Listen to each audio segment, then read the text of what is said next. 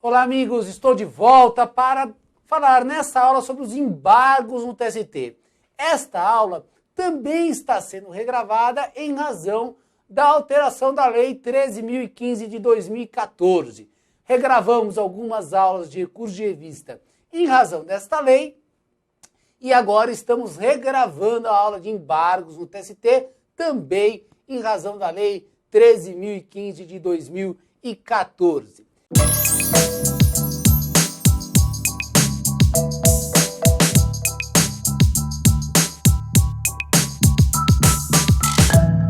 Esta lei, além de alterar os dispositivos da CLT a respeito do recurso de revista, também alterou o artigo 894 da CLT, que trata dos embargos no TST.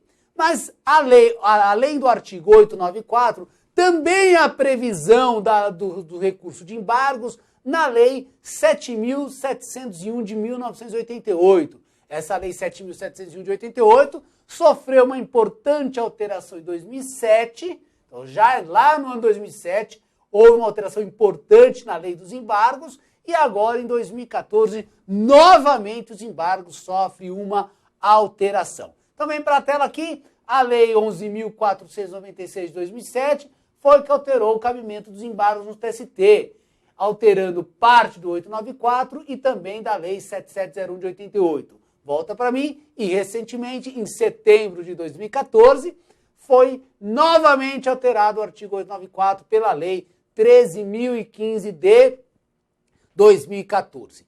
O prazo não mudou nada, continua sendo 8 dias. Mas quando falamos em embargos no TST, nós temos que lembrar que hoje nós temos dois tipos de embargos lá no Tribunal Superior do Trabalho.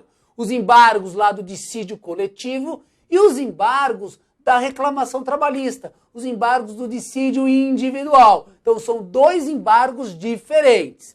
Quando cair na sua prova, quando você olhar para a sua prova, você verificar que o examinador quer saber de você sobre os embargos, primeira coisa é verificar se ele está falando de dissídio coletivo ou de dissídio individual.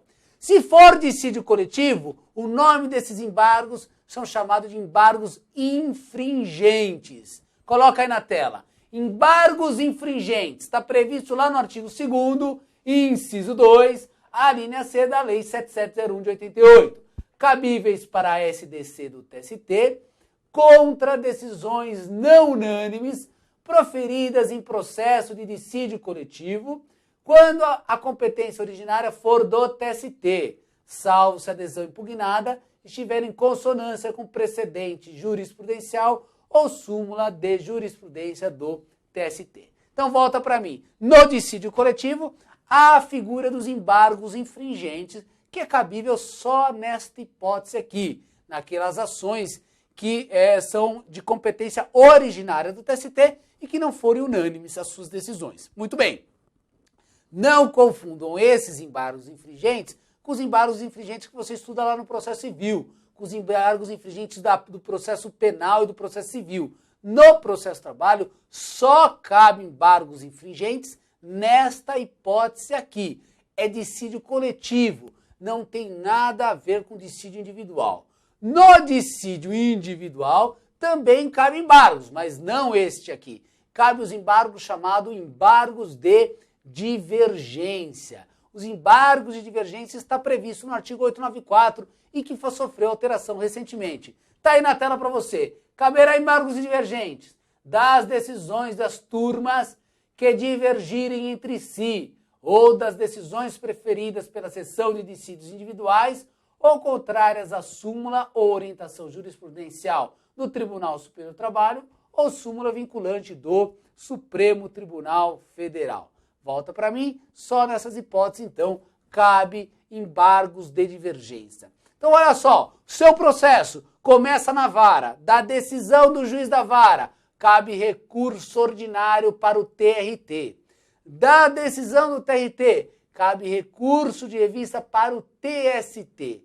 Da decisão lá do TST, que julga o meu recurso de revista, eu posso ainda entrar com outro recurso chamado de embargos. O processo sai da turma e vai para a seção de dissídios individuais. Quando eu posso entrar com esses embargos? Quando houver uma divergência dentro do TST. Sobre essa hipótese, tem uma súmula do Supremo Tribunal Federal, que é a súmula 401, que está aí na tela para você. Vem para cá. Não se conhece do recurso de revista, nem dos embargos de divergência do processo trabalhista, quando houver jurisprudência firme do Tribunal Superior do Trabalho no mesmo sentido da decisão impugnada, salvo se houver colisão com jurisprudência do Supremo Tribunal Federal. Volta para mim, a súmula 401 do Supremo Tribunal Federal estabelece aquilo que nós já falamos aqui. É cabível embargo de divergência? É cabível recurso de vista? É, desde que não contrarie uma decisão do Tribunal Superior do Trabalho. É a atualidade. Tudo bem? Então, cuidado com os embargos de divergência, porque ele foi recentemente alterado. Cuidado também com o fato de que na prova da OAB, o examinador, quando ele fala dos embargos de divergência, ele usa ora o nome embargos de divergência, ora ele fala embargos no TST, ora ele fala simplesmente embargos. Então a gente fala que é um recurso que tem 3 nomes diferentes. Embargos de divergência, ou embargos no TST, ou simplesmente embargos. Qualquer dessas hipóteses, se estiver falando do recurso no TST contra a decisão da turma que julgou o meu recurso de revista, esses embargos, você mata a questão. Ok?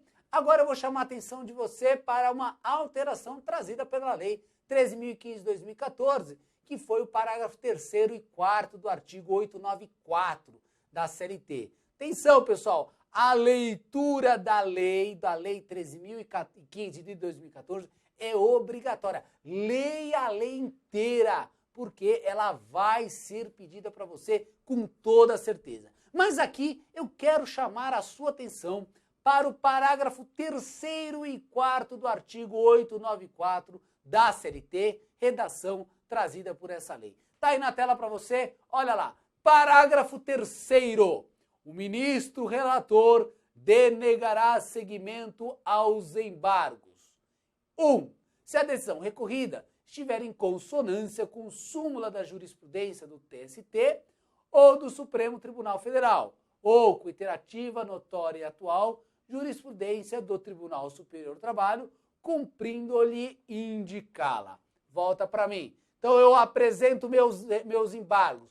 O relator, ele olha, ele fala, olha, a decisão recorrida, a decisão que ele está recorrendo, está em consonância com súmula do TST.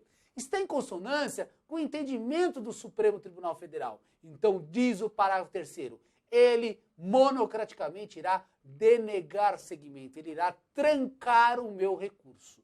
Tudo bem? Ele não determinará o processamento deste recurso. Mas essa é a primeira hipótese. O parágrafo 3º fala, o ministro relator denegará seguimento. Nesta hipótese, inciso 1. Segunda hipótese, inciso 2, está na tela. Nas hipóteses de intempestividade, deserção, irregularidade da representação ou de ausência de qualquer outro pressuposto extrínseco de admissibilidade.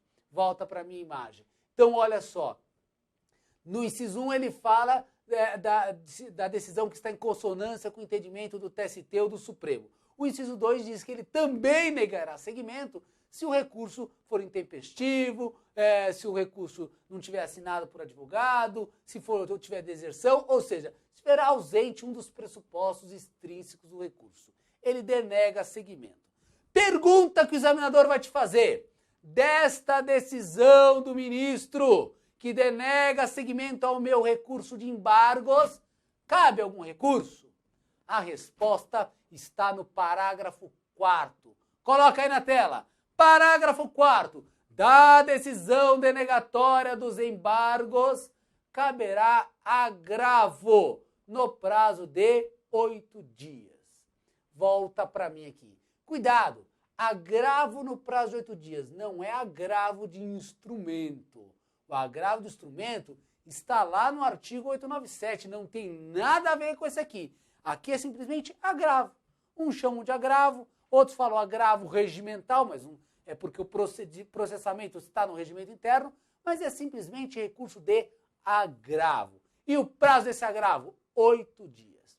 Tudo bem? Era isso, então, sobre os embargos no TST. Vim aqui regravar essa aula em razão da alteração trazida ali pela Lei 13.015/2014. No mais, não teve alteração, no mais permanece como antes, e eu chamo a atenção sua para a leitura atenta de todos os dispositivos desta lei, que vai estar aí, com certeza, na ordem do dia aí para o examinador colocar, se não na próxima, em alguma outra prova, alguma das próximas provas. Se não na primeira fase, na segunda pode cair para você. Fique muito atento. Tudo bem? Próxima aula a gente começa a falar então de custas no processo trabalho. Até lá!